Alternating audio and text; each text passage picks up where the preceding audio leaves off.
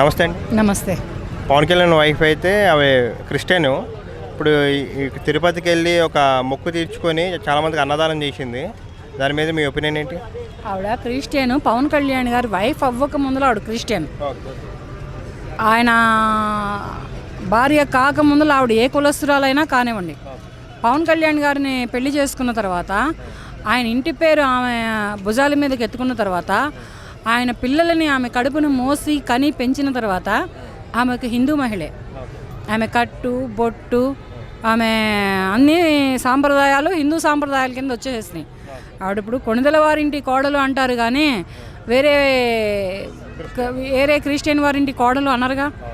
ఇప్పుడు అలాగే కొణిదెల వారింటికి ఒక వారసులను ఇచ్చింది కానీ వేరే వాళ్ళ ఇంటికి వారసులను ఇవ్వలేదుగా. ఆవిడ ఏ దేశస్తురాలైనా కానీ ఏ కులస్తురాలైనా కానీ ఇక్కడ ఇండియన్ పురుషుడిని పెళ్లి చేసుకుంది. ఇండియన్ పురుషుడికి ఆవిడ భార్యగా ఉన్నారు. ఒక ఇంటి కోడలుగా ఒక పురుషుడికి భార్యగా ఇండియన్ పురుషుడు అయినటువంటి పవన్ కళ్యాణ్ గారికి భార్యగా ఉన్నారు. అంతేగాని ఈ ఆవిడ ఫస్ట్ ఎవరు అనేది పక్కన పెట్టండి. మ్యారేజ్ ఆఫ్టర్ ఎవరు అనేది చూసుకోవాలి. మ్యారేజ్ ఆఫ్టర్ ఇంటి పేరు మారుతుంది, తర్వాత ఏదైనా కులం అయితే కులం మారుతుంది, అన్నీ మారుతాయి. అయినా ఈ కుల మతాలు అనేవి మనం సృష్టించుకున్నాయి కానీ దేవుడు రెండే కులాలు సృష్టించాడు. ఒక ఆడకులం, ఒక మగ కులం. ఈ రెండు కులాలే ఉన్నాయి. ఈ కులం ఏంటి, ఈ గోత్రం ఏంటి, ఇంటి పేరేంటి, చదువేంటి, ఆస్తులేంటి, అంతస్తులేంటి, ఈ బట్టలేంటి, తర్వాత ఇవన్నీ సృష్టించుకుందల్లా ఈ ప్రపంచంలో ఈ భూమి మీద సృష్టించుకుందల్లా మానవులే సృష్టించుకున్నారు. కానీ దేవుడు పైనుంచి రెండు కులాలను పంపించాడు. ఒక ఆడకులం, ఒక మగ కులం. ఇప్పుడు హిందువులమ్మ వెళ్ళి ముస్లిమ్స్ అబ్బాయిని పెళ్లి చేసుకుంటుంది, ముస్లింగా మారాల్సిందేగా. క్రిస్టియన్స్ అమ్మాయి వచ్చి ముస్లిమ్స్ అబ్బాయిని పెళ్లి చేసుకుంటుంది, క్రిస్టియన్స్గా ముస్లింగా మారాల్సిందేగా. అలాగే మన హిందువులమ్మ వెళ్ళి ఒక క్రిస్టియన్ అబ్బాయిని పెళ్లి చేసుకుంటుంది, క్రిస్టియన్గా మారాల్సిందేగా. ఇలా మారుతున్నటువంటి కులాలలో, ఇలా మారుతున్నటువంటి ధర్మాలలో ఆవిడ సనాతన ధర్మాన్ని, హిందూ ధర్మాన్ని పుణికిపుచ్చుకున్నారు. దానికి కూడా ఇంత ఇష్యూ చేయాల్సిన అవసరం లేదు. అయినా తన బిడ్డని కాపాడమని, తన బిడ్డకి జరిగినటువంటి ఫైర్ యాక్సిడెంట్లో గాయాలు పాయలైనటువంటి తన బిడ్డని సురక్షితంగా ఇంటికి చేర్చమని ఆ లార్డ్ వెంకటేశ్వర స్వామిని మొక్కుకున్నారు. ఆయన తీర్చారు.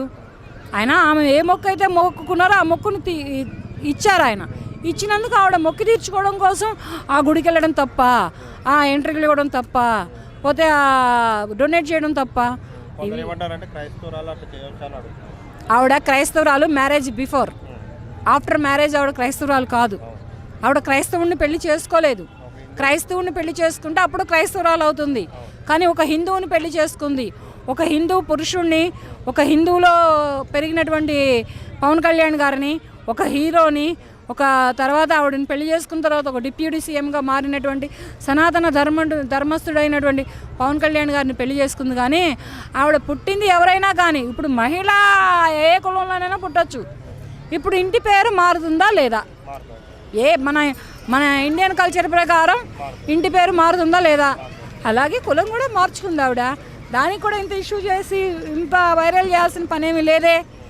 ఇదంతా ఏంటంటే కొందరు బురద చల్లడమే కానీ ఆవిడ మాతృత్వాన్ని కాపాడుకుంది. ఆవిడ కన్నటువంటి బిడ్డ కోసం ఆవిడ పాటుపడ్డారు. ఆవిడ ఏడ్చారు, నా బిడ్డను నాకు దక్కించు స్వామి, నేను ఒక హిందూ పురుషుడికి పెళ్లి చేసుకున్నాను, హిందూ పురుషుడితోటి జీవితాన్ని గడిపాను, హిందూ పురుషుడితోటి పిల్లల్ని తెచ్చుకున్నాను, నేను నా బిడ్డను నాకు దక్కించు స్వామి అని మొక్కుకొని ఆవిడ తీర్చుకున్నారు. అంతేగాని దానికి కూడా ఇంత ఇష్యూ చేసి ఇంత ట్రోల్ చేయాల్సిన అవసరం అయితే లేదు.